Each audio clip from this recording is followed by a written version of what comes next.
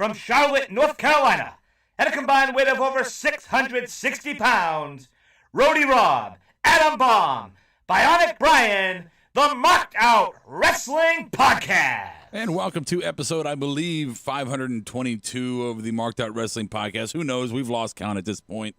Before we jump into our Double or Nothing prediction show, a la Who Won Wednesday, a la NXT, maybe a little bit conversation, I do want to apologize to any podcasters out there who did not receive the Monday show as normal. We were victim to all of the technical problems that we were having that night, and we unfortunately were unable to put up the audio from that show. So you can go watch the video. I wouldn't recommend it, but you can do that.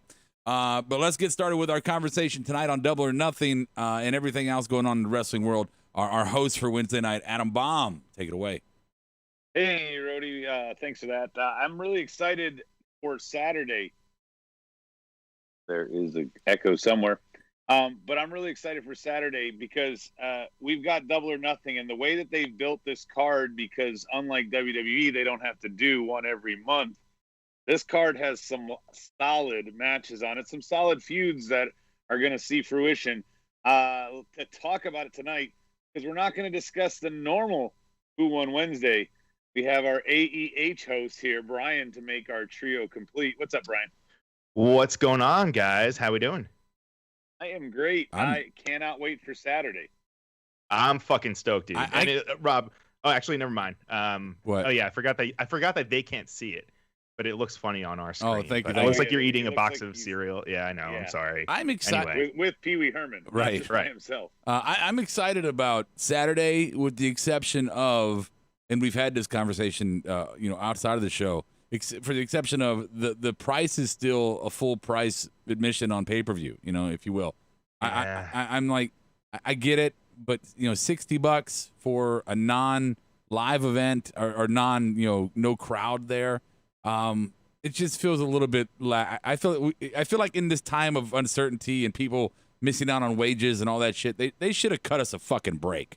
My cupboards are getting to break kayfabe. I totally agree. Yeah, I'm sorry. To break kayfabe, my cupboards are getting barer and barer. You know what I'm saying? And I mean, even split three ways, still the only solace is, again, at least there's not one every month, Rob. That's true. That's true. It's like Pornhub was giving shit away for free. Why can't AEW? Right. Yeah, that's true. Like, they knew we all needed some ass, and give us some good free wrestling too. I think on the board, joining us on our live chat board is going to be Sealer Stout, Daniel Price, XL10. What's up, Jay? Evan Wright is here. Anaconda Vice earlier, and Sklenner and Stike. Welcome, fellas. Those are the big lieutenants. We're going to run down. This is not our normal Wednesday show, as Rody alluded to. We'll talk a little bit about NXT at the very end, because they did add 3 matches to In Your House that I want to talk about. But tonight's focus is going to be on Double or Nothing. And a quick hot take, guys. I thought this go-home show wasn't quite as good as the one to Revolution, but it was still better than most things that WWE puts out as go-home shows. I mean, fair? If we want to do the whataboutisms, which I hate, but yeah, it's fair. I mean, WWE's go-home shows are pretty goddamn horrendous. So I think you were comparing it to AEW's, right? You weren't comparing it to NXT, Adam. Right? No. I wasn't comparing it to NXT, but I was also, saying, like, Revolutions, I felt redefined what a go-home show could be, Brian. And while this one wasn't shit by any stretch of the imagination, it didn't wow me like the one did for Revolution. Oh, I don't know about that. I mean, okay, sure. I'll give you in comparison. But tonight, as far as a go-home show, I mean, it had all the elements that you wanted it to have. There were a couple things thrown on us. Absolutely. A couple things thrown on us last minute that was like, oh, okay, that's going to happen now. And then we had some, faces we haven't seen in a while make an appearance before the big show. I thought those are the kind of main points you want to touch when you're doing that. But I mean, yeah, I agree with you. Not as, wow, look at this. This is how you do it, everybody, as Revolution was. Well, can I in their defense, obviously these weren't their original plans, right? I mean, they were supposed to have blood and guts, and things were supposed to be a little bit different. So we also have to cut them a little bit. Supposed to be in Vegas. Right. They're supposed to be in fucking Vegas. Now they're in Jacksonville. I mean, come on. Is that a beer? What are you drinking? Ginger ale. Oh, that's not fun. Oh, way to call him out. thought it was a manly drink and instead it's ginger ale. Yeah. So let's break it down, fellas. We're gonna start. Before we get it started with the first match, Mox and 10, I want to say we've seen the tag team division featured in a video package. We've seen the women's division featured in a video package the last couple of weeks. Now it seems like they kicked the show off here with the same type of package, but featuring the card for Double or Nothing. They've got a nice theme in terms of building and, something that's recognizable as an AEW type of video package, separating themselves, I think, from the others. Nothing technically different, just the style of it. Yeah, the style of it, the presentation, even just the guy's voice. Whoever's doing the voiceovers for those, I don't know who you are, but I fucking love them. Like, phenomenal job. I don't know why. It sounds like the old ESPN films. It does. Voice. Yeah, that's a very good comparison. I know he passed away, but it's not in that style, I feel. Right. I was going for more like the recap before an episode of Fantasy Island. That kind of. That's kind of my time. Oh, okay, Boomer. Yeah, sorry about that. Previously on 24. Right. Yeah. But anyway, start off with the big one because we're going to do predictions after the end of each segment. But we start off with 10 versus Mox.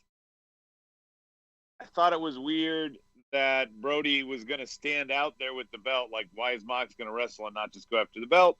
But, of course, they make their exit when Mox's music hits.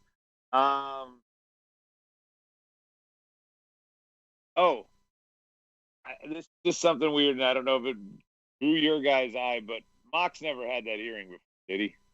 No, he has. Yeah, he's had it. Yeah, I figure it's just very, very eye-catching tonight. I thought you studied him. Anyway, most of the match, didn't mean to get off topic. Most of the match, 10 got more offense than he deserved, but this was all about setting up for Saturday, and that's the good thing about this is you don't want Mox and Brody Lee to come to blows. You don't want one standing tall. You don't want to do that all night. They did it once. We'll talk about that one when we get there. But this was a good just setting it up for what it was. Stadium Stampede was going to close this thing out, but we have to give proper due to the championship. What do you think about Brody Lee's chances, Brian, and this segment? Or Rob? Yeah, Rob, you can go. It sounded like you were ready to go. He was chomping at the bit, but I caught on too late. I was just thinking, I really enjoyed the match was fine, right? The match was fine. We don't need to really dig into that.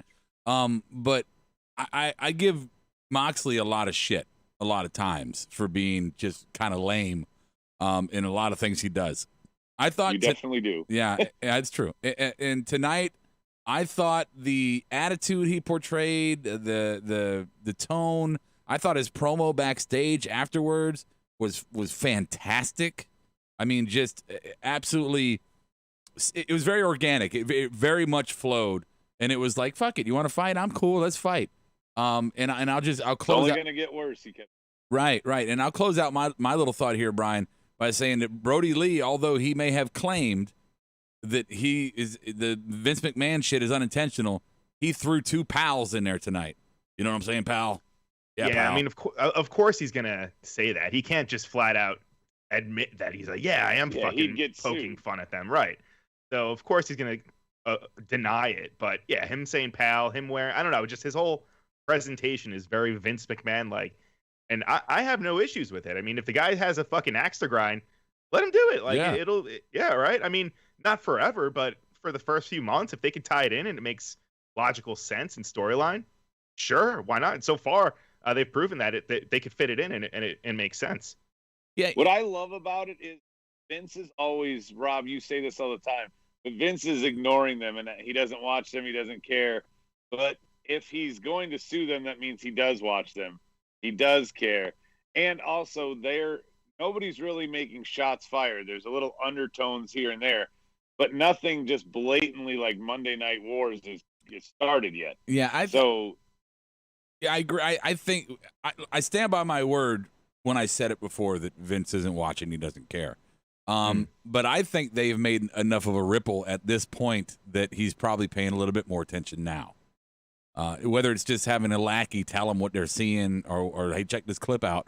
I think he's probably a really fucking busy man, so he doesn't, to pay attention. But yeah, so Absolutely.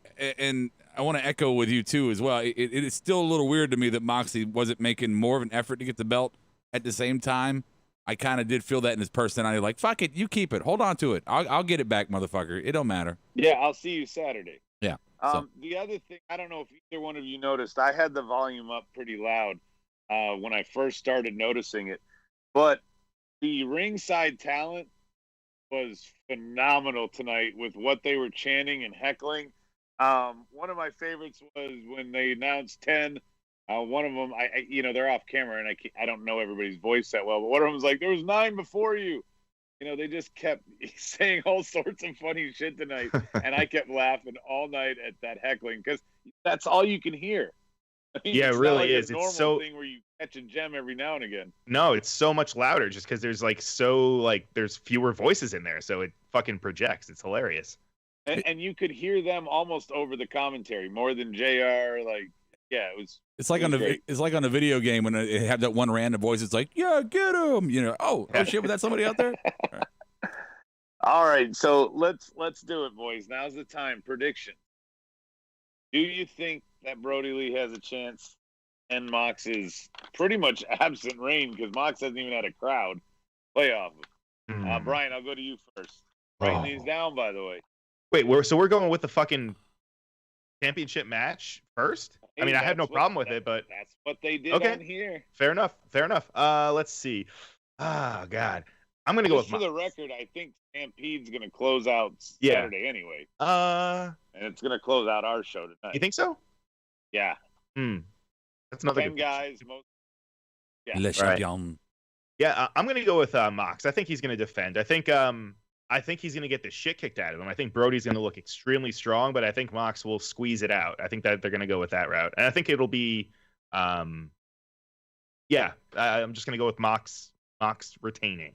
My answer.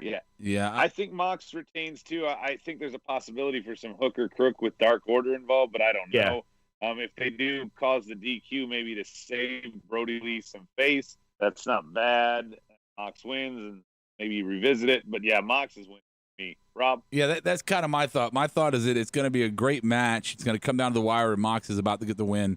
And then Brody Lee's his flock is going to get in there and protect him and then move forward. But Moxley retains due to DQ. That's my. Ooh, I like that, Rob, because then you could have Brody Lee get mad, costing in the match, even though they think they were saving him. He could beat the shit out of him, a la Jinder throwing the Bollywood boys around. Yep. On the board before we move on, I don't think my board is updating. You got anything on there? Oh, drinking game, Jay says. And Rob tells Adam to shut up and, as always, play responsibly. He's saying that's the marked out drinking game. You're way behind, but okay. Thank you for that one. Let's see here. Well, that's the last comment I said at the beginning of the show, so I don't think my thing's up. I'll read them for you. Stike Mother says, I don't know what it is. Mox is world champion. He just doesn't seem the same when he is as when he's chasing. I think Mox wins by DQ. Too soon for him to lose the title, and too soon for Lee to take a pin. Evan Wright, if we're comparing a cult leader to Vince McMahon, what does that tell you about Vince? Well, obviously. Ooh. Evan Wright, Vince McMahon. Oh, we'll move on from that one. Daniel Price, Lee's an exalted one. Seth's some weird messiah. It's like a twisted house of booking mirrors. Paragon is on the board. Welcome, Paragon. Says the crowd did stand out. They absolutely did. And as far as predictions go, we got Anaconda Vice says Mox. Paragon says John Moxley. Evan Wright, Mox, I think, by DQ. No crowd on to turn to on the decision could give us more TV content and keep Brody Lee strong. Moxley. I don't see anybody for Brody. Yeah, Moxley. Bottom line is I don't think that we're all picking Moxley. I don't think that Mox wins clean by any means. Oh, yeah, and Juan is saying, by the way, Juan is saying happy birthday to Adam's daughter today. Yeah, 3. Oh, yes. By the way, Isabel, if you ever go back and listen, check the tape. Happy birthday. Today's your 3rd birthday. I put you to sleep so I could do the podcast. In a headlock. He put her in a headlock and put her to sleep. Yeah. That sounds next weird. Next up, we got MJF and Marco Stunt. Marco continues to be a little bit of a novelty act, but I enjoy it. This match probably went on a little bit longer than it should have, but obviously MJF and Wardlow were playing games with Marco, leading to MJF and Jungle Boy. It's kind of been thrown together, but it's also been built well, don't you think? Yeah, that's a good way to put it. Sorry, go ahead, Rob. No, go ahead, Brian. No, you're Rob. You can go ahead.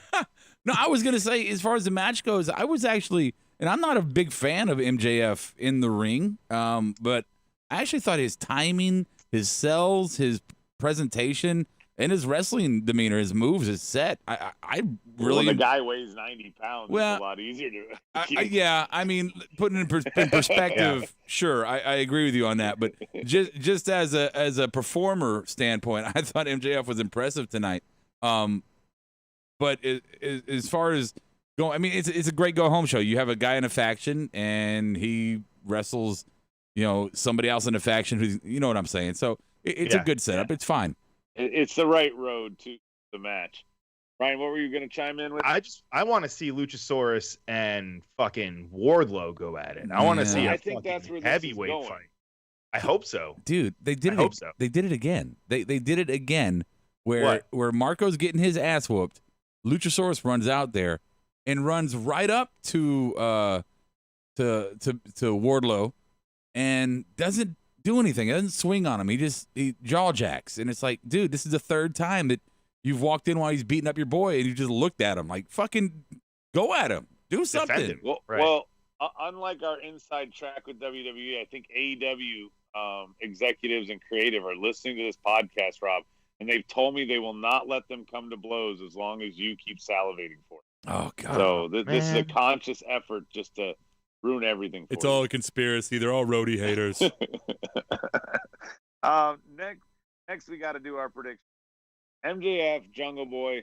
I like this spot to feature them. Brian, MJF is going to have Wardlow, but Luchasaurus is in the ladder match, so he's not going to be there for Jungle Boy, and I don't think Marco could do anything to Wardlow, so it almost isn't a factor. MJF versus Jungle Boy should be straight up to a certain extent. Yeah, no, this one I feel like I could see MJF going over. It could similar to how I almost called him Ambrose, the Moxley and Brody Lee match, where I think Moxley's going to get the shit kicked out of him, but he's eventually going to win. I think the same logic can be applied to this match, except I think that MJF will kind of sneak out the win. Still make Jungle Boy look strong. It's not going to be a squash by any means, but I do think I'm going to go with MJF on this. Well, you can have Wardlow interfere, and then you don't hurt Jungle Boy. Right. Plus, like you said, Luchasaurus is probably not going to be around there. Maybe Marco will. I mean, maybe Marco can get his revenge and then cost MJF the match. Then that's how Jungle Boy gets the win. Maybe that. I should be going with that actually, but I won't. So first, let me touch on something on board real quick. Evan Wright is saying I'd rather Luchasaurus and Wardlow not touch till their match would be more meaningful that way. And I completely agree with you, Evan. I do. But my problem is they could have portrayed it where Luchasaurus at least goes at Wardlow, and Wardlow, very slimy, drops off the apron or something like that to get away from the punch or the swing or something. At least shows some aggression that, hey, you're fucking with my boy. That's my point. Yeah, right now they just that jaw dropping, bar fight where then you guys puff their chest out and nothing happens. Yeah, like you're waiting for somebody to break you up so you don't have to swing. That kind of shit. Right. Hold me back. Hold me back. You better hold me back, man. So look, I'm gonna go MJF on this one, and I think MJF in traditional slimy heel fashion is gonna do something crooked and dirty to get out of this, and possibly we'll see some Luchasaurus and Wardlow blows by that time. But I'm going MJF. I'm gonna go MJF as well. The only thing that I have to add that you guys didn't is they made mention tonight that MJF is undefeated in AEW, with the exception of a loss in a fatal four-way where he wasn't the one pinned.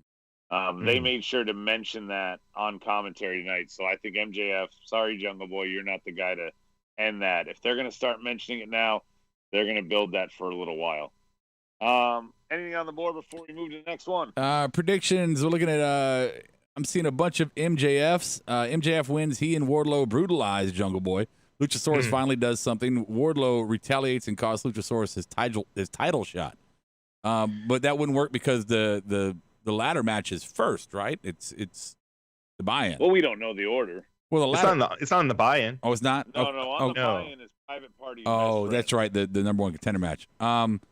So nobody on here for Jungle Boy, but we are getting like Evan saying Jungle Boy. It's exciting to me. Two of the future stars clashing. The idea of Luchasaurus and Warlord excites me as well. And that's why you could long-term book this and have Wardlow be the cause of Jungle Boy losing. Right. So that you could revisit this without hurting either. All right. And our new friend Paragon says, do you guys agree that this is one for you, Brian, Fujiwara, how you say it? The Fujiwara armbar is a good finisher. He's talking about for what's his nuts? MJF? MJF, yeah. I don't know. It is a little weird. It's a little slightly uncharacteristic for him. You'd think he'd have something a little bit more. I don't know. I don't want to say louder because I mean it's a legit move. Like you could really break someone's arm, but he seems like I don't know. I feel like he should have something a little bit. What were you gonna say? He seems like he'd be more of a figure four Boston Crab kind of guy to me. Something like that. Yeah. I don't know. But it's the just arm not very fancy. You can do it to a big guy without having to lift him. He just has to get their arm. Right. Yeah. Right. I mean, you got to think about that. I always thought about why do most guys do spears and super kicks? It's because they can't lift anyone. You know, simple physics or gravity. And Paragon is MJ, by the way. That's MJ. Paragon. Oh, what's up, MJ? Hey, MJ. Changing his name on us.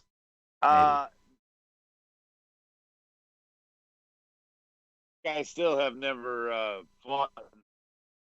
We have the interview segment between Arn and Jake with Schiavone in the ring. A couple of highlights for me. Jake dropped the weekend pass from the home line to Arn, and he says, I want to see that bimbo Brandy again. Arn was very good, but he didn't have the same, I guess, like one-liners or things that stuck with me. His overall message was good, but he didn't have that, like, I don't know, oomph that Jake did. Am I wrong or alone in that thought? I hated it. I hated the whole segment. Now, I agree with you that Arn, when he opened his mouth, you were really hoping that he was going to go toe-to-toe with Jake, and it fell flat. But this to me like was... Wilford Brimley pitching oats. No, right. Yeah. Well, and to the point here is that, to me, it's like if I went to an old folks home and I saw two old guys talking shit to each other playing checkers. That's what I saw tonight. I know where you're going. This was some grumpy old men shit. And as much as I love these two legends in their day, fucking it just totally marked out over them. My God, we give WWE shit for putting the old folks on blast all the time. This was bad. I'm sorry. Maybe they can have their own version of 205 Live, but just have like a seniors tour. Yeah, they could. What a SAEW. Well, they're on team. Old men, is he going to leave some fish in Jake's car later on? Are we starting the prank war? Or is this real full grumpy old men? Well, because I do agree with everything you said there. Yeah. I was not wowed by this, and to me, this is supposed to be a huge thing for Saturday, and we didn't see either competitor. We just saw the two old farts. Yeah, and Brian, dude, that's a great idea. I think because they're on TNT, so they're in the Turner family. They could put the senior tour on Turner Classics. I think it'd be great. Get like Greg the Hammer Valentine against fucking Tito Santana. Can Greg Valentine? Or they could do cheap versions of it, Brian, and just have the old guys commentate on old matches. Right. Yeah. Can we get Greg Valentine to wear the shin guard? Is that okay? Yeah. Yeah. Oh, okay. Get them to no, do that. it's illegal, Rob. Well, that's your opinion. So ultimately, what we got, guys. We did not get any Archer. We did not get any Cody at the end of this. So this is what it is. We got a table thrown at the end, but nobody came to blows. Unless you count that awful fucking bump that it looked like Jake tried to give Tony. I don't know what the fuck that was. It was like two old men being in the way of each other. One wants to storm out of the room. The other's halfway in the door and he can't get out. Hey, I don't know. Can I jump in my TARDIS real quick and go back in time on something? All right. I just want to say we kind of mowed over Wardlow fucking falling off the steps. Can I just throw that out there? Did everybody see that? Oh, I I missed that. I must have missed that also. That was like, you ever seen that clip of Destiny's Child where they're like on the stage and one of them just falls off the stage during a concert? Obviously not. No. This was Kiara made me watch it. This was sure. He was he was walking around the post as they do, kind of, from one side to the other, Brian, and he tried to put one foot on the stairs to make it to the ramp, and he fucking just he went down. He just went down. It was fucking great. So anyway, go ahead. I'm sorry. All right. So here's what we got. Nobody's got the clear advantage. I've said this from the beginning of the tournament because, quite honestly, the salesman Rob over here is the one who sold me on this. Cody can't get gold yet. Still too soon. If you want to tell the long story of Cody here, it's that he cannot get gold, which means you cannot give it to him here. And you don't want Archer to lose. Sorry, Cody. Going all Archer. Brian? No, you know what? I'm gonna go with Cody. Cody. Simply put, I think he's gonna get. I don't know why I keep thinking that every match is gonna be. Oh, he's gonna get the shit kicked out of him, but he's gonna win. We don't want anybody to get pinned. Nobody get pinned. I know it's gonna be the same fucking thing. Every match is a QT Marshall. Right. No, you know what? I do think it's. Fuck, this is a tough one, man. I'm going to go with Cody. Fuck it. I'm going with Cody. I think they are going to put the belt on him. Who better to represent the TNT title than one of the fucking EVPs? So I think he could, he's a known name. And that doesn't have to mean that him and Archer have to be done. Maybe Archer will get a rematch somehow, or who knows? I don't know. So I'm going to go with Cody. All right. I do love the contrast in picking these matches versus picking WWE's pay-per-views. It feels like we're all kind of like, yeah, this is what it's going to be for WWE. Even if we're wrong, it's like, yeah, this is what it's going to be. This is obviously what they're going to do. And we look at these right now, and with the exception, MJF's pretty simple. I think all pretty easy for us to pick. And for this one, so far, but for this one, Cody and Archer, man, I don't know, because both points are really valid, right? I mean, Cody. What Arn was saying tonight about, Cody built this brand and he's turned the wrestling world on his head. There was a lot of truth in his words tonight. It really gave a good case to believe, hey, maybe they will let Cody get this belt, right?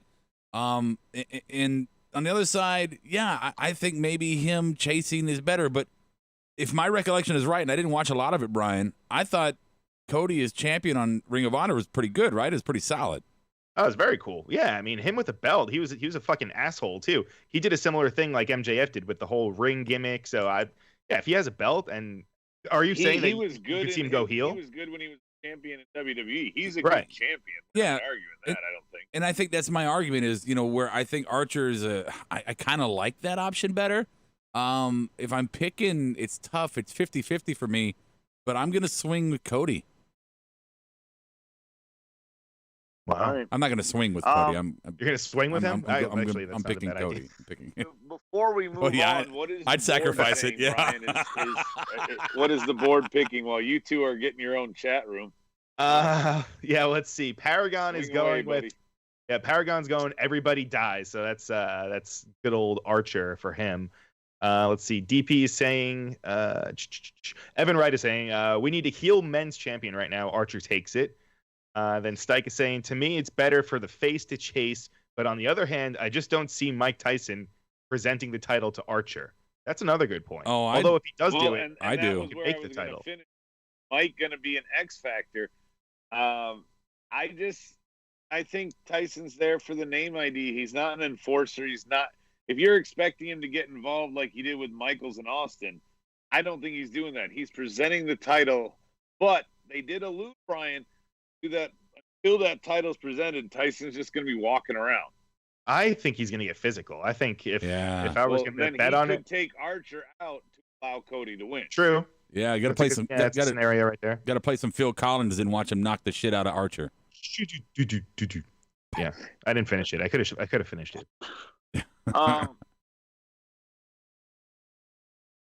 This one's going to probably take a minute, and I want to intro it with what happened tonight. Darby is playing poker with himself in his own makeup, but every other person there is someone in the ladder match, and he's wearing their faces. Again, he doesn't say anything in these, movie vignettes, montages. They're very noir-esque, almost like Charlie Chaplin flicks, it feels like. If there was fire. My guy that could be number 9 is the guy who has the promo next. In case you forgot about Dre, Pac is back. Very uncharacteristic, guys. This is the first time we see him not in ring gear. Well, regardless of his locale. He was in ring gear for some of that. Well, yeah, his schizophrenic self was in ring gear. I loved this little package, little vignette for him. I thought it was creepy and vicious, and I really enjoyed it. I'm always. They didn't shirk away from why he's not there either. No, not at all. I mean, he's wearing a fucking mask, for God's sake, which you all should be doing. But yeah, It was good. It was current with the times, and it further pushed his viciousness of his character. I enjoyed it. But before we move on, since Rob said that, I'll tell you, my new pet peeve is not whether someone's wearing a mask or where someone's not. It's the people that wear the mask over their mouth, not their nose. I hate that. Yeah, that's stupid too. Kidding? Yeah, brush your teeth if it stinks. That is one thing that I've learned with the whole mask thing is that my breath smells like dog shit. Yes, sometimes. yes, it does. No, not yours. I mean, I'm agreeing. I was gonna say, really? Like, no, I'm saying mine too. Like, I'll have my N95 mask on. I'll walk in somewhere, and I'll do that. You guys are way too close. I'll do that first mouth breath into the mask, and it flows back up, and it's just like, oh God, what did I eat? Yeah, Tic Tacs and mints all day, fellas. Oh, pretty much. This all leads to probably match of the night, in my opinion.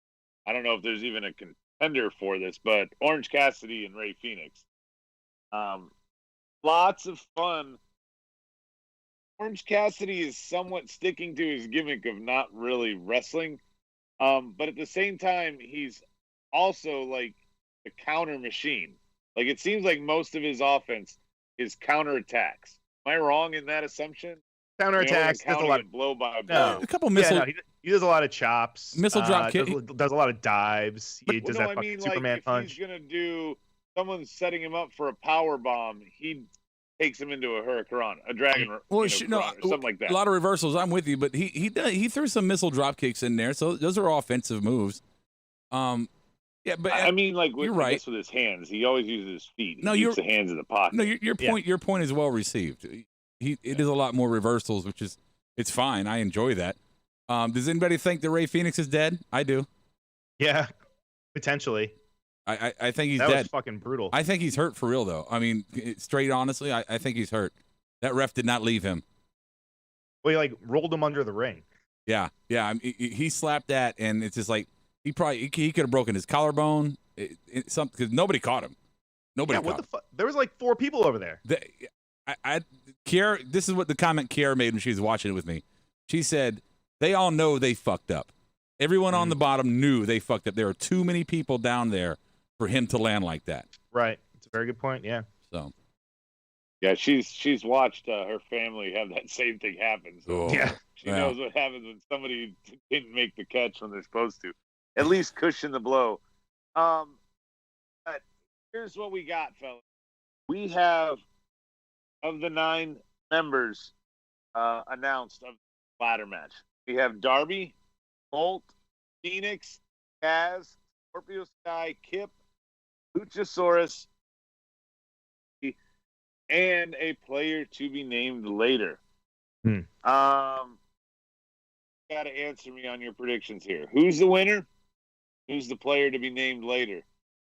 Rob, I'm going to let I think the winner is an obvious Scorpio Sky. And I think that's just looking at the name idea of everybody in that match and who I think could be a legit contender. I like Darby, but him going for another title after he's just kind of had that run with the big guys, I think they're going to keep him down in the weeds for a little bit. Who replaces or who's the next guy added? I would have said Sean Spears, but that got washed out tonight. I got to think on that one, man.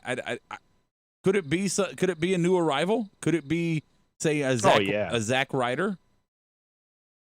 Well, I don't know about it being Zack Ryder, but I do feel it's a new arrival. Well, but the only thing though, doesn't Ryder? I mean, he wasn't fired. Like he was fired. He was released. But don't they have 90-day no compete? Not if you're future endeavored. You're being released out from under. Ooh. What about Drew Gulak? Apparently, him and Cody have heat. Like apparently, Cody doesn't get along with him. Oh, okay. Well, like, he was like very vocal about it. Story has come out is Drew wasn't let go. His contract was over. And they never came to terms. Right. So he could show up, but apparently, like I said, him and Cody have some beef from the past. But why? I'm confused though, because I mean, in the past, anytime anyone gets released from WWE, they can't show up to another company. So I mean, I don't think it could. They're giving up their rights to you, like releasing you from your contract, your obligation. You're done. Mm-hmm. See ya. Yeah. They're telling you not to come in anymore. We don't want you to work here. You've been given your walking papers. So yeah, sometimes if a contract expires, there could be a no compete after the fact, or there's different factors, and we've talked about contracts. I know. That's why I'm sorry to bring it up. In most sports, it's a release. Like Antonio Brown got released. He, with the Patriots the next week. Yeah. Right, but I know that's legit sports. I think in wrestling, I'm pretty sure they have it built into the contract where once you are released, terminated, whatever, unless it's like, well, obviously if it's by their own doing, then of course there's going to be a no compete. But I don't know. I guess we could look it up. I think it more or less goes to if you walk on your contract. If you walk on your contract, you're no compete. We're going to hold you to. Yeah, if it expires or you get released, you're free to go. So. Brian, I didn't get an actual answer from you. Yeah. You know what? I'm gonna go with. How about this? I'm gonna go with Alan Angels. What about that? He's been fucking impressing everybody. That is the biggest. Everybody. Fucking pick. Everybody during the quarantine shows. I mean, makes sense. Or Sugar Dunkerton. Why not him? Have Shug D. He's also been fucking Pineapple Pete. Yeah. Yeah, Pineapple Pete. That's what I'm saying. So who's your winner now that you've picked? I picked two people. Alan so you know what? No, you know what? I'm gonna change it. I'm gonna go with Pineapple Pete. I'm gonna go with Pineapple Pete. He's my mystery. God damn it! I know. I'm sorry. And my winner. Let's see. Rob, who was your final answer on your surprise? I was gonna say Pineapple Pete also. Oh, really? Yeah, I was. I'm gonna say Darby. I think Darby's gonna take it. Hey, going opposite, Rob. I don't like anything that Brian said, so I'm just gonna ignore all of it. I'm gonna focus on replying to you. One thing that was the most telling in this match. This is an exposure match, I feel, for most of these people, because as Rob said, the name ID alone is not great here. I agree with his logic on Darby, and I agree with his logic on Scorpio Sky out of the 8. However, I feel the winner is your surprise entrant. Because of the fact that there is not a great name ID present for main event. Scorpio, while it was a great pick, Rob, is the same logic as Darby. He had his moment for a while. He's still part of a faction tag team and hasn't been sent off to singles competition. So I don't feel like he's going to do it yet. Okay. I mean, and Colt just got there. Phoenix is only here because his brother's stuck in Mexico City. Hip's right where he belongs. They throw Havoc or Janela in there. Shit aren't going to win. God. I think this is a new appearance. I think this is the winner. So I'm going to say officially my winner is the to be determined spot. And I was probably leaning to Gulak until you told me that him and Cody have some heat. So now I've got to think about these other released guys. For scoring purposes, sorry. Well, but just to finish the point, Rob, and then you can chime in. For every guy that I can think of is the level of the guys that are in the match and doesn't necessarily come out to me as the winner. So, for scoring purposes, are you holding yourself to a 2-for-1 here? Where if how do I explain this? If the okay, now I can't remember. I can't think about how I was going to explain it. I know what you're asking, and no, I'm not. If the 9th guy wins, and I didn't guess him right, yes, no, yes. I was leaning toward Pac until I saw tonight. Okay. I was leaning toward Gulak until Brian said what he said. So if you're wrong, I like Ryder. I like a lot of other people. So if you're wrong on your pick of who it is, and then I'm wrong automatically on my winner. Okay, cool. Yeah, because I obviously. Yeah. Fuck my logic. Go to the board, Brian, real quick, and I want to think because the Gulak information you gave me through. So Evan put something out there. He said Marty Scurll also has a clause in his deal where he could work other promotions. Maybe it's him. That would turn things upside down. That would tear the roof off of no crowd in an open air stadium. Right. Bang Boss is saying, I think Chris Hero's 30 days are up. Would like to see him in it. That would be fucking awesome. I'm seeing Anaconda Vice is saying Rusev. Yeah, Miro. Ooh. I like the idea of a bigger guy like Ono, like Rusev, and I say bigger, not name. I mean size. Right, a bigger dude, Haas, if you will. And one of the names, I don't think we even talked about him, is Brian Cage. He's one of the ones that's heavily rumored to be the 9th person. He's healed up from his back injuries. Karrion Kross debuted, and Brody Lee debuted, and Matt Hardy showed up. I think we forgot all about. Yeah, right. Because he was signed. They announced it a while, or it was rumored at least, and then it just kind of went quiet. There you go. You think Brian Cage? The Swolverine. All right, that's a good pick. Going with Brian Cage. Let's move on. We spent a lot of time here because I rambled. Have the go home edition of tag team matches between the two sets of women that are fighting on Saturday. We have Britt Baker and Chris Statlander, and we have Sheeta and Nyla, and of course the teams are the two faces versus the two heels.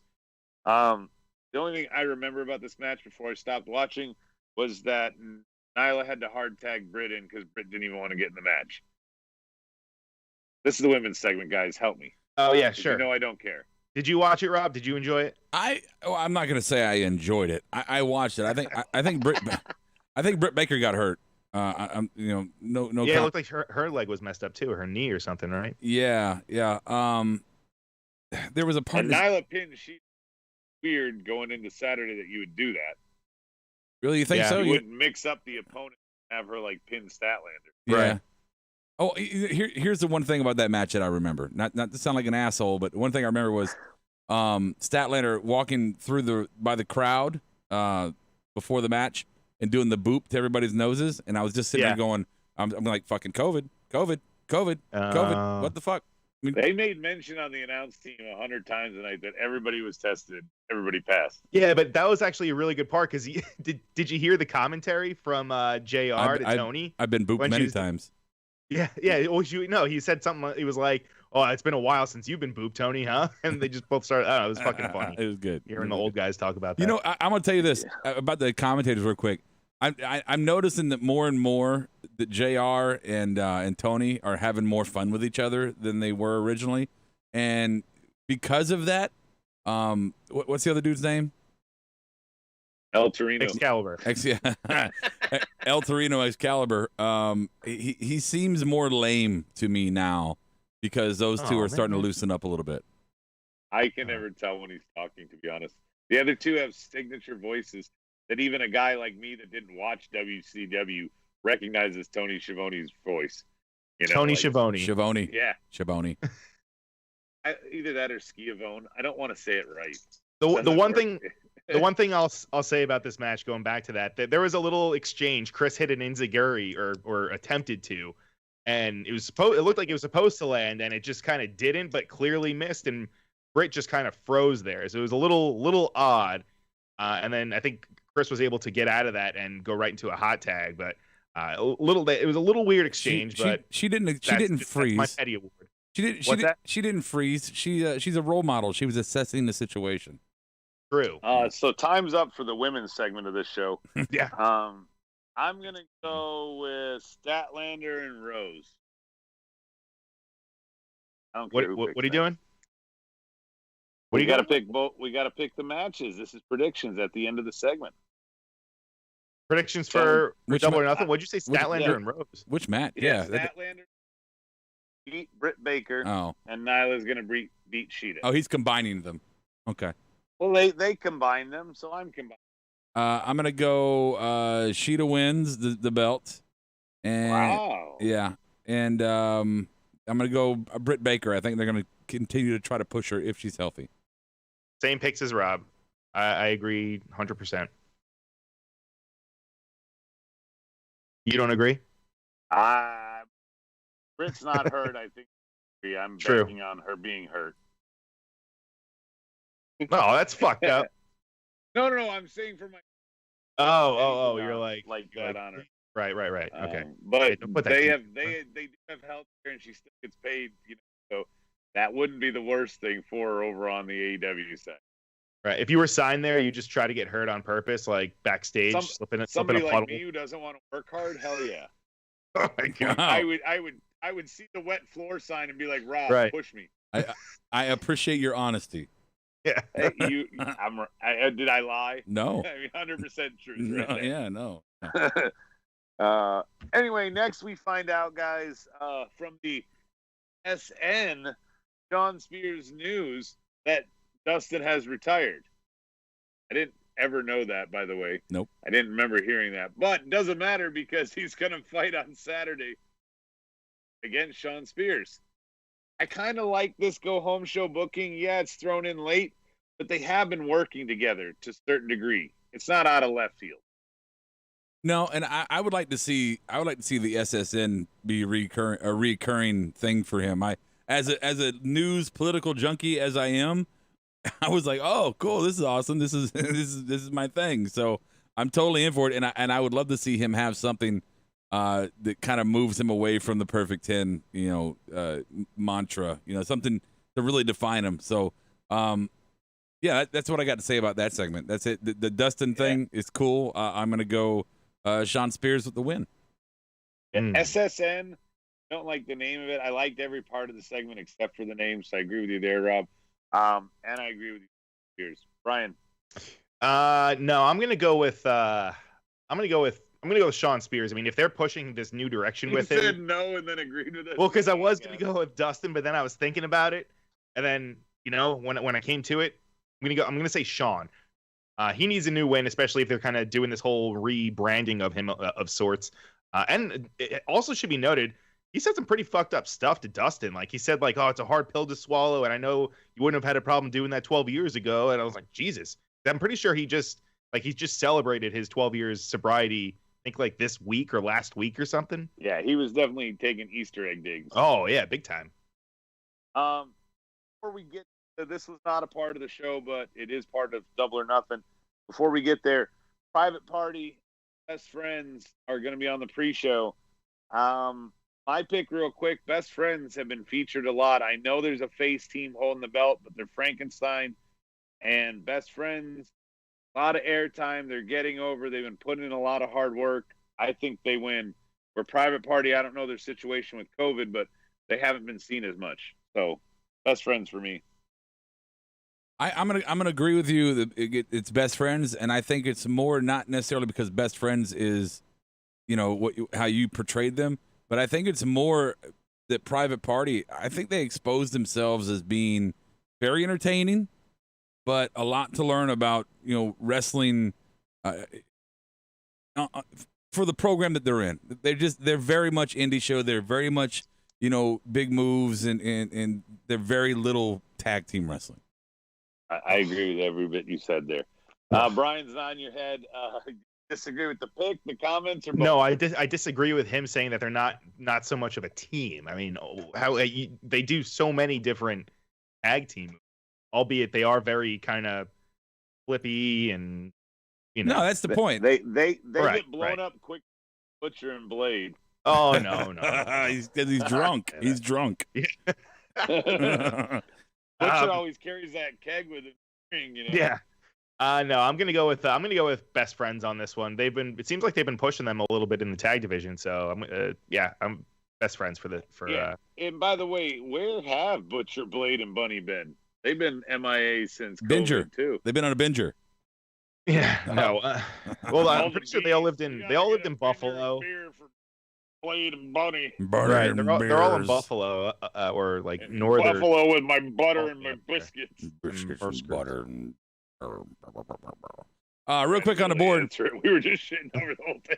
That's all right. On the board, let's see. Oh, apparently they were in the crowd, actually. Sorry. That's so good. See, Bang Buzz says, "Isn't Rob a big CNN guy?" No, I do not kneel at the altar of any network. Let's see here. Number one contenders. Does hate Fox, though. Yeah, I do hate Fox.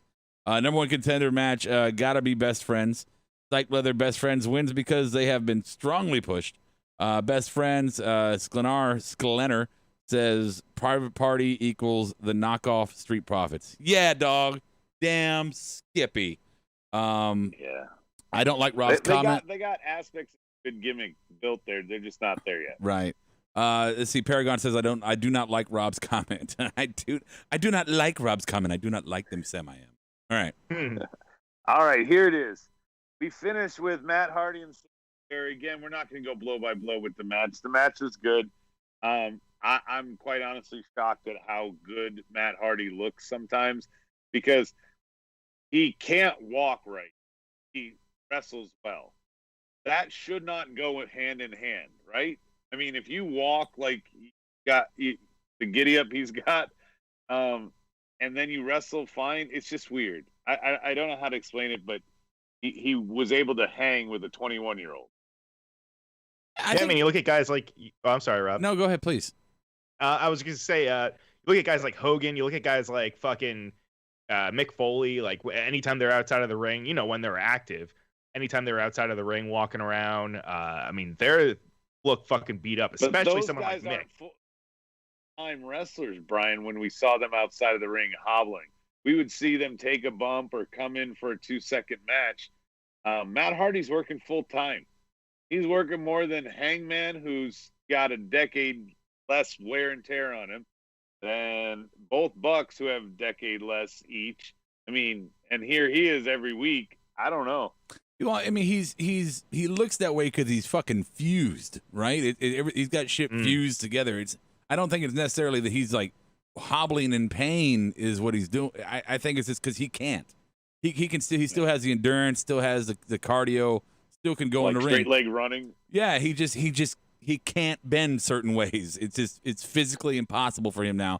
But I don't think it's debilitating in any kind of way. I mean, it reminds me of Brian. I finally watched the first episode of The Taker. Okay. What'd you think? I really fucking enjoyed it. But just watching Undertaker walk around in that special was it was painful to watch. It really was. I felt so bad for the guy. I really did. And it made me, and I'll get off it in a minute, but it made me kind of appreciate him more. I give him a lot of shit for coming back as an old guy, but it made me appreciate that, man, this dude is he's putting himself into the ground doing these matches, and I have to appreciate that. Yeah. So you can go back. All right. I agree.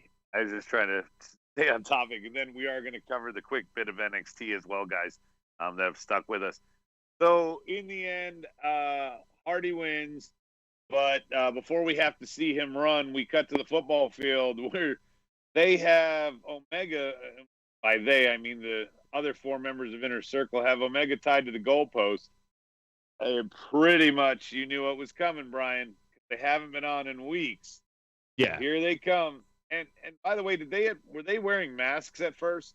They were. Pro Wrestling Tees is making. They're actually making like AEW face masks. They're fucking insane. But yeah, it's good to see them back. It's a good thing that they're. I don't know. It's nice having them like even up the numbers against the Inner Circle, because for the past few weeks, they've had the upper hand. So it was a matter of time. Since you say even up, we had that final member we haven't seen for a while. Do Rob, I think, 100-yard dash, because he came from hard camera side the whole length of the football field. Dude, I was totally medicated. and I just see this little gremlin running in the background and then sprinting up the field, and I'm like, Kara, am I fucking losing my mind? What is that? And then it's like, oh fuck, it's Hangman. And he whoops ass, and then he fucking walks away. I fucking, okay, sure, I'm down. By the way, him whooping ass and walking away, I really felt tonight like Kenny Omega, not because of the way Inner Circle treated him, but because of the way Paige and the other members of the Elite treated him. I felt like he was a dog tonight, because as Hangman's leaving, he goes, "Come on, Kenny," like he wanted the dog to follow him. And the Bucks are like, "No, Kenny, stay here." You know, like, and they're both holding out a treat, and the poor dog doesn't know where to go. Stop fighting with me, guys. Stop fighting over me. No. But it was good to see everybody back. I kind of predicted this and foresaw that they were going to appear here in some capacity before Saturday. Yes, I'm sorry. Yes. I agree. I don't know how to follow on top of that. Yes, you're right. Well, and so the announcers tried to sell the story. Oh, look, they're all together on the same page, but then Kenny leaves on his own. Like, yeah, I'll fight with you guys, but I don't really care. And that's going to be my X factor for my pick here, as I pick Le Champion in the Inner Circle. I think the Hangman Page dichotomy, if you will, is going to be the factor that's going to swing it against the Elite. What I want to know is, since the pins can happen anywhere in the stadium, why are they even bothering to put a ring at the 50-yard line?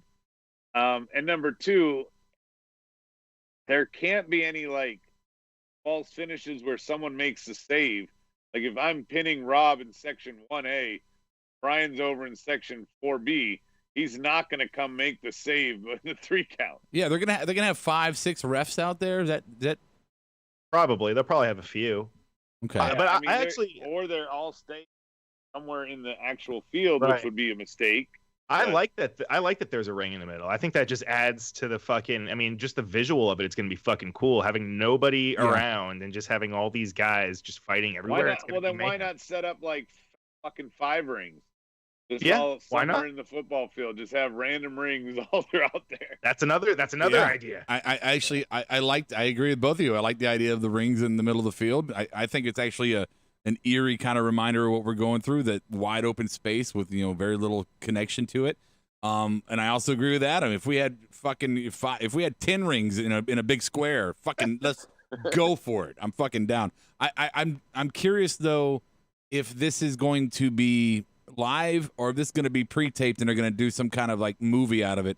And I only say that because there's going to be so much going on. It's going to be hard to keep up with it live. That's a good point. Yeah, I don't know. Yeah, and people knowing their spots, or they are live. Ryan and I, if we're supposed to be the next spot, could be just standing there knowing we're not on camera waiting. They're like, okay, we're going to go in 3-2, and we start fighting because now we know we're going to cut to us. Because otherwise, the thing that happens most with the truck when it comes to multi-man matches, they miss stuff. What they'll have to do is, if you ever watch golf, which I enjoy watching golf. I'm sorry. But if you ever watch golf, there's tons of players on the field or on the course at the same time. You can't watch them all. So they kind of go to a highlight moment and then they backtrack and they show you what happened with somebody else as if it was live, but they show you, at that moment later. So if that made sense. The golf, by the way, golf fucking sucks. But no way. But the coverage of golf now is absolutely everything that Rob said is 100%, because they just go golfer to golfer to golfer. They don't. You never have to, until it's the end. You never have to watch anyone walk. You never have to listen to the announcers build too much hype. They're just saying, here's so-and-so on 16. Check in with so-and-so on 11. Well, here's Sammy Guevara on hole number 14. It's a par 3. I just want to correct you there. Brian's NPR voice. I just want to correct you there, Adam. You had a little bit too much excitement in your voice as we're seeing Hangman Page with the big lariat and there's Le Champion with the Lion Tamer. This is an amazing match. It's a slobber knocker. So, Brian, Rob got to go first. His circle. Who do you got? Oh, man. Well, I mean, we saw the Inner Circle stand tall a few weeks ago. I think it was 2 weeks ago or whatever. So, although I know Elite stood tall today, I'm gonna go with the Inner Circle. I'm still not convinced that Kenny and Matt and Hangman are still on the same page, and we don't know if they kind of strayed away from that whole story because we haven't seen the Bucks, we haven't seen Kenny. So I don't know if they're gonna continue that. On that way it ended tonight. After tonight, right? So we don't know. I don't know if it's gonna boil over on Saturday or if they're gonna continue it. But either way, I'm gonna go with Inner Circle as well. That's my logic. Both of you made all the points I would have made, but the one that I'm gonna say that is the main reason I pick Inner Circle as well is the cohesive unit. Mm-hmm. You got 5 guys on the same page. Unless somehow one of the Inner Circle fucking out of left field betrays them, like Hager to stand on his own or something, I don't see there's any way that they lose here. Plus, Face's got to chase. This is not the real Elite because Cody's not over here. So, I don't think that they could triumph over that. I don't know. I'm going with Inner Circle, just like you guys are. What's the board saying? And then we're going to just give a quick minute and discussion about NXT. Go ahead, Brian. Read the board. You got it. I mean, pretty much everyone's saying Inner Circle. Evan Wright's saying Inner Circle. He also thinks, I think Revival make their debut and attack the Bucks. Ooh, that's juicy. Okay. I mean, there could be all sorts of new feuds come out of this. Every member of the 10 could get attacked by someone to set up a new feud. Right. So that's not bad. Yeah, right. Let's see. Vice is also, he says, I'm picking Inner Circle all day. And Evan saying, Rob sounds like the commentary during WrestleMania. That's true. Yeah. Paragon is saying, I love this portion of the guy's show. I always great to hear your opinions. Breathe with the Switchblade, y'all. All right. All right. So wait, hold on. Let me lash out. Let me lash out at somebody. Let me throw Angry Elf. Oh no. Oh, is it Anaconda Vice? No, not tonight. Bang Bus says, would have never guessed Rob was a golf guy. Do you also like NASCAR, and are you an anti-vaxxer? You fucking moron. No, you are a Trumper. No, I love Trump. No, I believe vaccines are essential. You're not going to have robots or microchips put in you.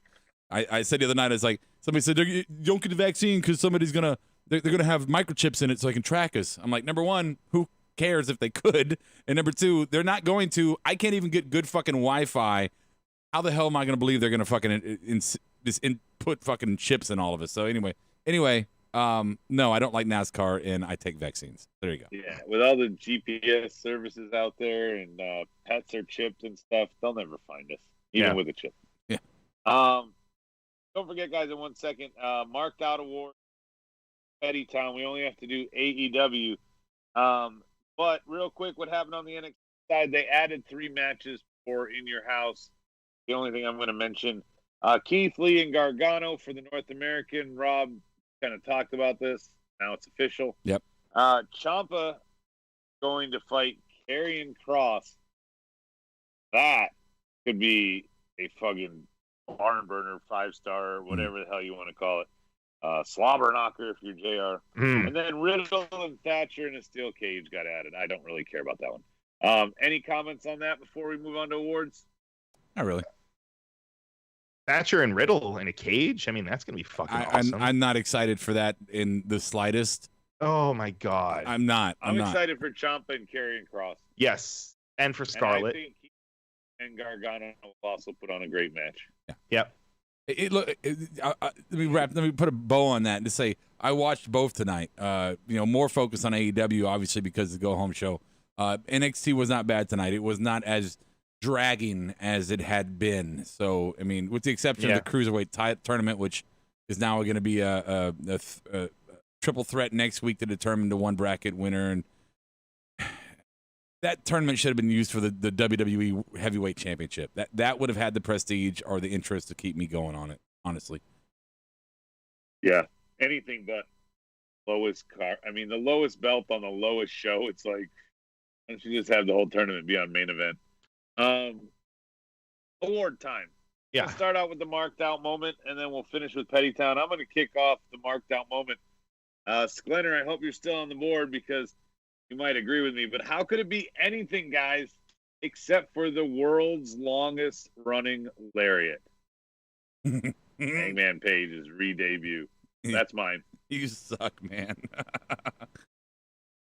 Go ahead. What?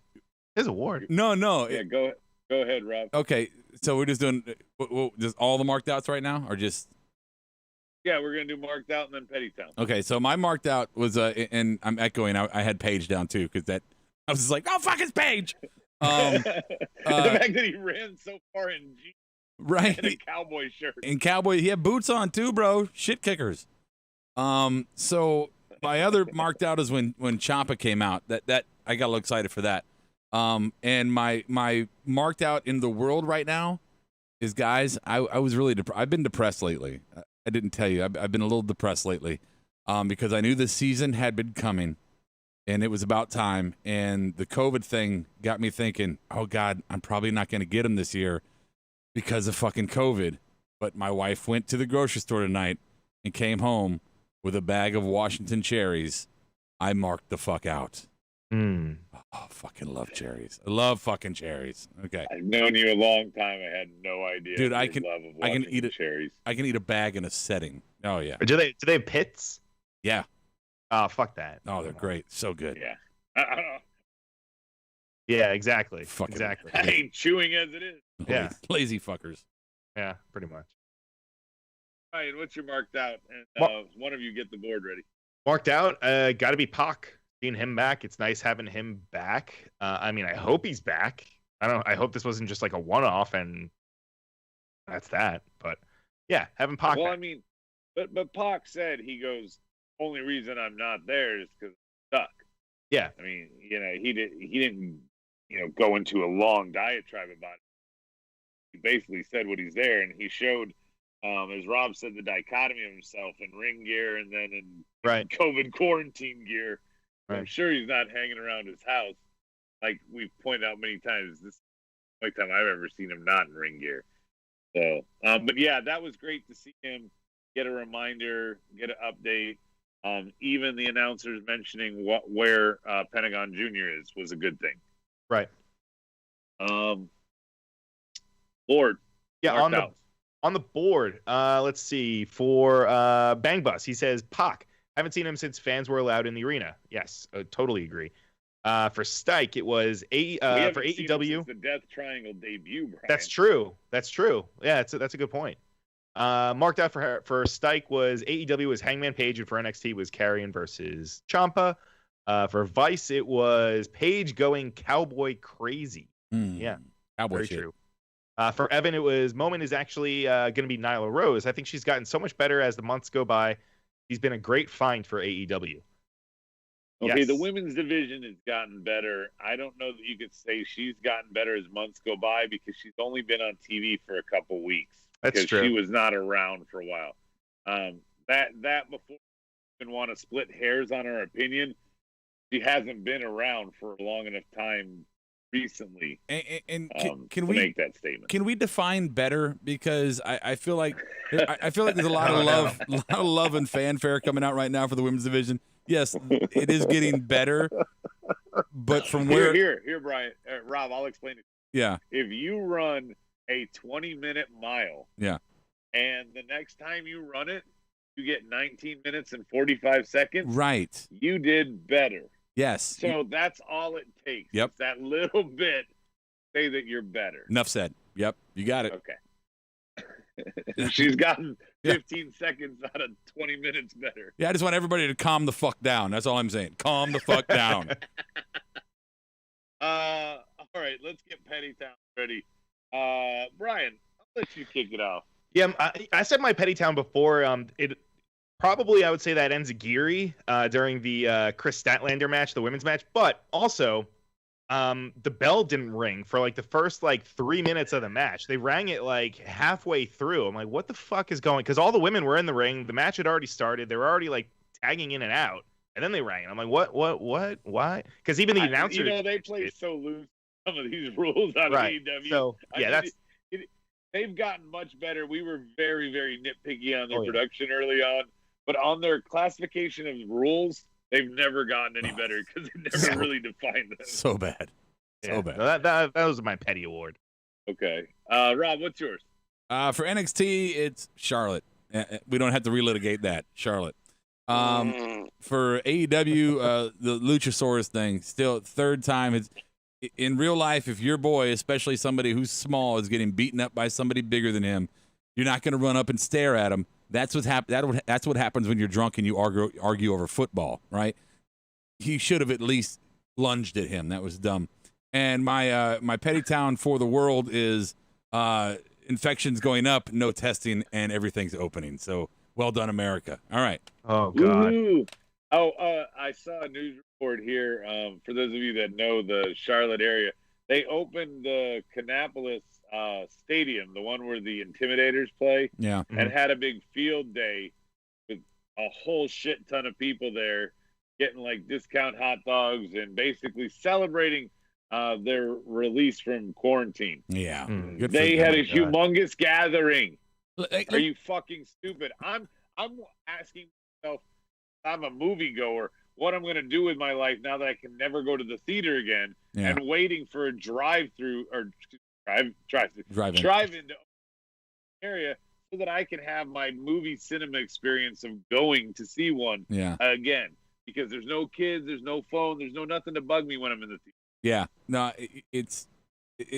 Let me ask your opinion on something real quick, right? Breaking kayfabe, since I got you guys here and on the board, you can help me. This is completely off wrestling, real quick. So part time, I have multiple jobs. I work like most Americans. I work several jobs, and part time is I own a company that I do trivia shows around town. I have hosts that go to bars and do shows for me, and I do host shows myself. I think they're very entertaining. I think it's I put a lot of attitude into it. But so I've been shut down due to COVID. Like my business has been shut down. I'm talking 50% of my income, right?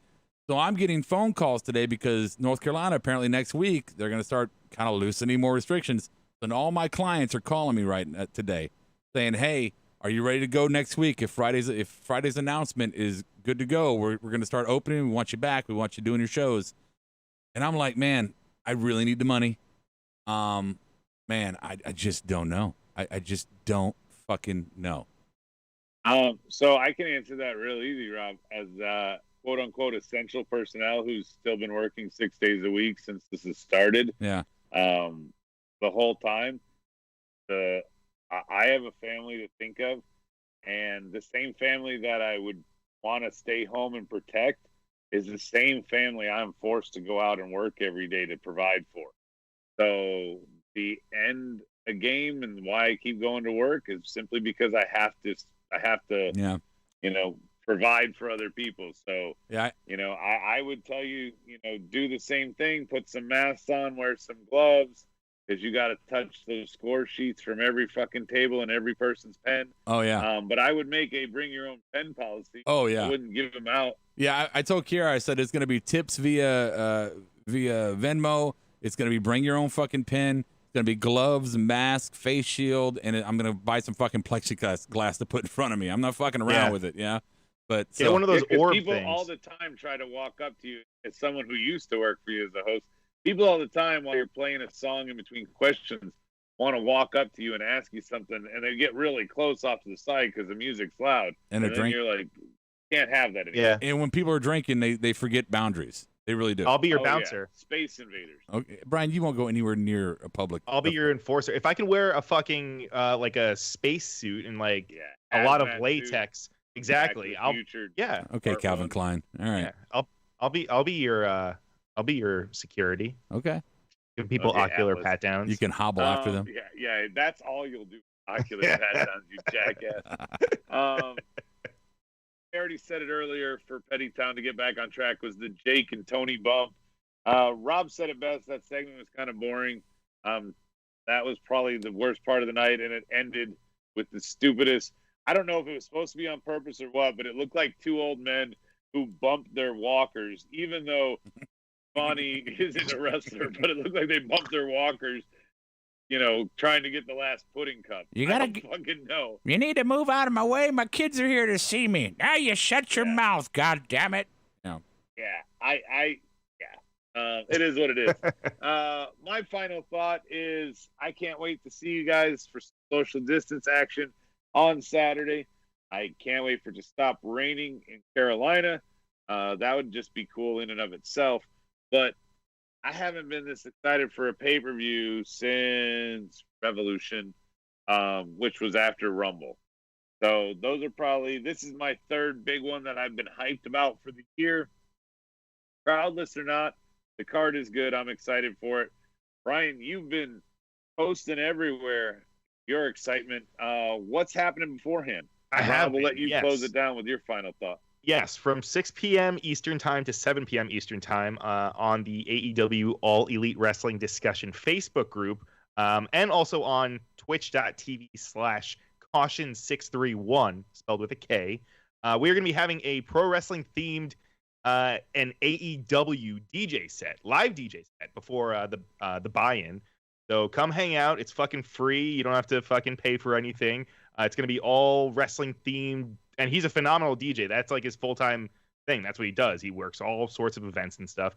So hang out with us on Saturday. It's going to be, again, from 6 p.m. to 7 p.m. Eastern Time. And you can go on to on his Twitch channel or join us on the discussion group on Facebook. Maybe we'll throw it up on our YouTube if we can. Not sure what's going on. Are we doing a show? Thought you could do aren't we doing a post show wrap? At least post show if we can't figure out the technical aspect of the other side of things. Okay. Real quick, also, we'll be back Monday. We've got a lot of new stuff up on the site, markedoutgear.com. Go there, put the promo code in, marked out, all one word, save 10%, and get yourself a fanny pack that Brian, because of his cool graphics behind him, can show our audience. Right here. Oh, now he can. Check that out. There we go. Check the tape. Boom. Oh, it says check the tape on it? Oh, it says it right on top. Could you transpose that onto a shirt? It is. It's on the 3/4 one. Okay. I just knocked all this shit over. We've now switched to collar and elbow brand shipping, though, so I don't know when Unfortunately. Oh, yeah, you can use collar and elbow brand. We still have the discount on there. You can use the discount code marked out. Save yourself some 10%. Isn't there one other T-shirt site you can go to for the hub and some of the elite, the best sellers? Well, those are on markedoutgear.com where you can get ours, but we're also on belowthecollar.com. That's the one. We have our right now we just have our main logo up there, but we should be getting more up within the next week or two. So marked out below collar and elbow. Go to anyone. Yeah, pretty much. Mix it all up. Take us home. Final thought. All right, final thought is, boys and girls, once again, just don't forget to join us here after Saturday night after Double or Nothing, Monday night again following Raw. Next Wednesday, we're going to do it all again. We appreciate you so much for listening to us. And on the podcast, again, if you'd like to watch last Monday, go back and check it out on YouTube. You can hear all the dysfunction going on with the technical shit difficulty. And us. At one point, you just say, hey, Adam, Brian, just stop talking. I got to fix it. Right. I don't even know what we were talking about. Please remember that as the states start to relax their restrictions and open up, just guys, still be safe. Don't take shit for granted. Go out there, wear your fucking mask. If you're not wearing it for yourself, wear it for other people. And please make sure you continue to wash your hands. But I'm going to finish the show out by saying, mark out like no one's watching. I'll catch you on the flip side.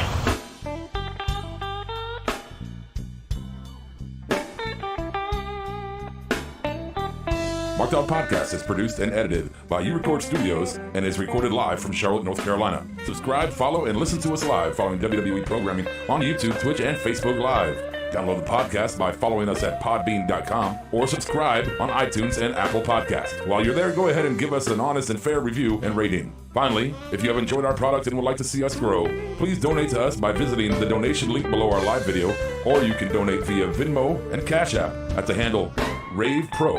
That's RAVEPRO.